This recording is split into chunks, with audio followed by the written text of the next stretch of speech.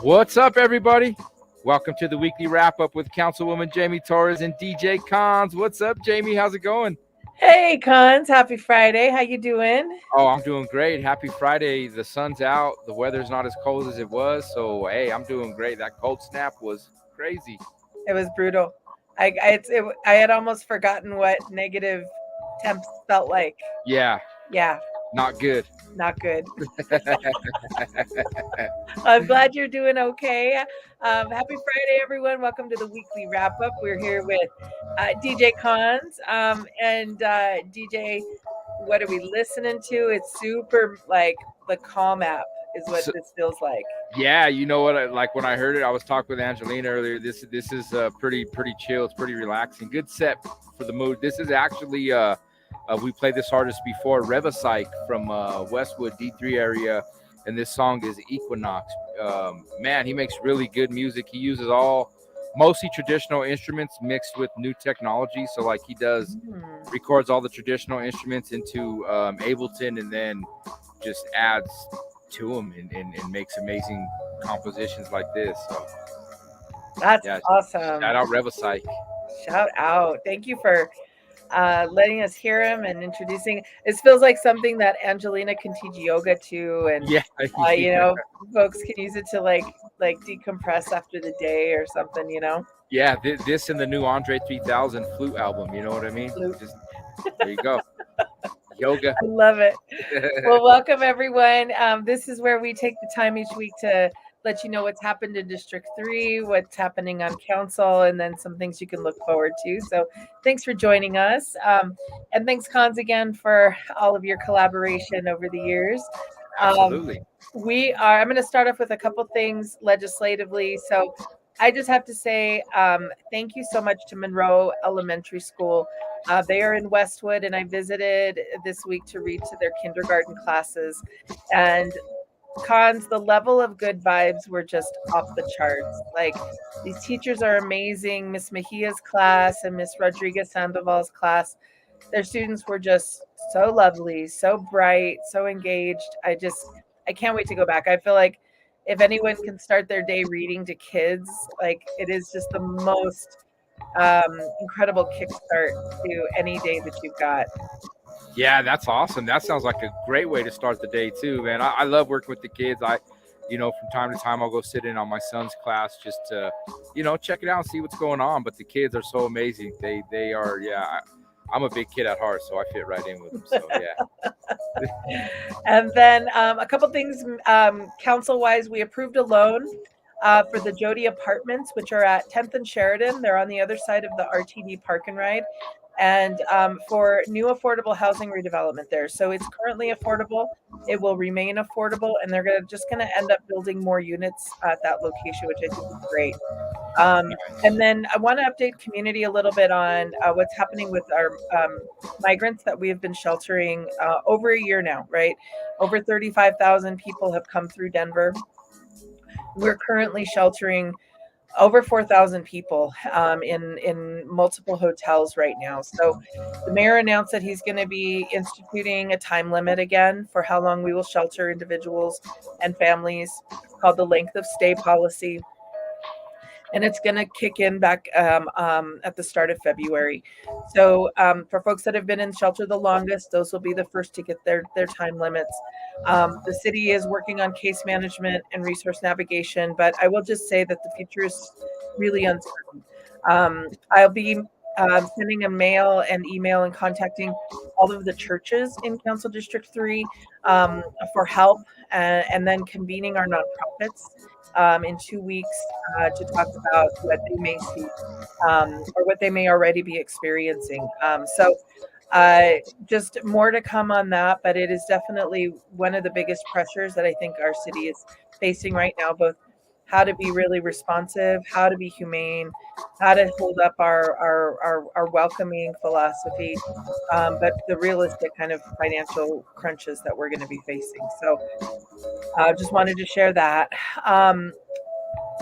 Konz, going back to Monroe Elementary School. So we read books in English and Spanish for 2 different classes. And it was just amazing to watch how engaged they were, answering questions, talking about, because we read a book about murals, talking about the murals that they saw. It was just phenomenal. Yeah, that's awesome. That's like I said, that's a great way to start your day, and hanging with the kids, and they just put out such a good vibe. You know what I mean? They're so curious and interested, and yeah, it's awesome. It was great. So one of the things that coincides with this is that January and February is the winter of reading at the Denver Public Library. And if you complete 5 activities, you win a prize. You get entered to a chance to win a $50 gift card. It is you can still sign up, and all you have to do is participate in some of the activities that Denver Public Library is doing. And these might be things that you're already doing yourself if you're reading a book or visiting your library. Yeah, that's awesome. And then can anybody sign up for these? Anybody. So Nice. 18 and older, so many activities that they offer. And this is, I think, a great way to figure out things that you didn't even know your library was offering, like crafting classes, technology classes, different ways to engage with your community. So we will put more details up on our social media. And shout out to the libraries in Council District 3. They're just some of the most welcoming, most collaborative, and just inclusive spaces that we've got out here. So love the library. Nice. Yeah. And then if anyone's taken a drive or been to the Arts District on Santa Fe, you might have noticed some changes to the sidewalk to encourage more activation, make it more pedestrian friendly. But it's time to get your input on the design of the street. So that's all temporary stuff, right? We actually want to put permanent change in infrastructure there, widen the sidewalks, make it more walkable. And so there's going to be an event called a charrette, which is basically kind of walking through what the new design will be. And that's on January 23rd. So coming up next week. Yeah, nice. That's awesome. Yeah, because it gets pretty busy and packed out for that. The first Fridays, that art district is pretty popping on a first Friday for sure. I've done a few events down there, and I'm amazed by the amount of people. They shut down the street. It's amazing to see the amount of people that go through there. So yeah, that's awesome. 100%. And shout out to the bid, to the Arts District Board, and all of the galleries and businesses along that corridor. So Denver City Council did vote on something last year. It was called the Santa Fe Overlay. And that project added just a rule to the zoning that said any new development, your first floor has to be active. Other than that, there's still a lot of development that might be coming to Santa Fe, because we don't want to lose galleries. We don't want to lose the coffee shops. We don't want to lose the small businesses. And so that was one of the ways that helps support all of that. Yeah, that is important to the culture of the city, is just, the galleries, like you said, the small businesses, and just, Denver, especially D3, is a community about community. So yeah, we want to keep that going and keep supporting that. So yeah, 100%. So Santa Fe is important for that. That's our only technical arts district, right? But all of our small corridors are just important to who West Denver is. So yeah, we want to hear your feedback on this. How do you want to activate the Santa Fe corridor?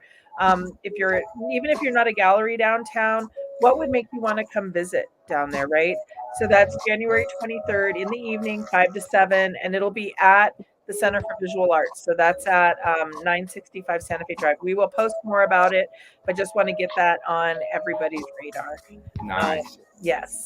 And I want to do a quick shout out before I turn it over to you, Konz, if you have any announcements. But DJ Konz is nominated for one of the best DJs and best radio hosts in the Denver Spotlight Awards.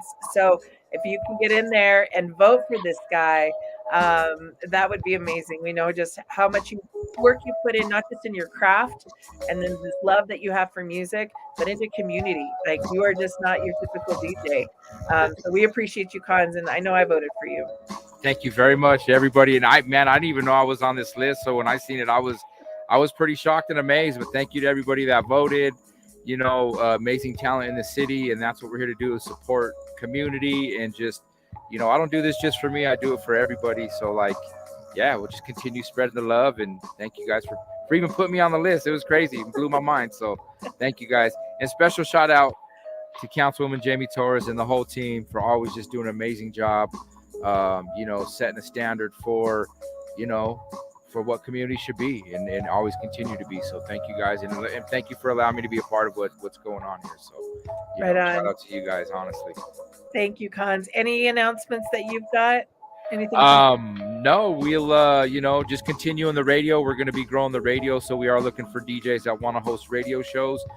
Reach out to me on my Instagram. I'll put some information up, and yeah, we're gonna 2024 is gonna be a big year. We're gonna do more community work, and yeah, you know, that's it. We're gonna keep going. But thank you, everybody. Right on. Thank you, Konz. Have a great weekend, everyone. Peace out, everybody.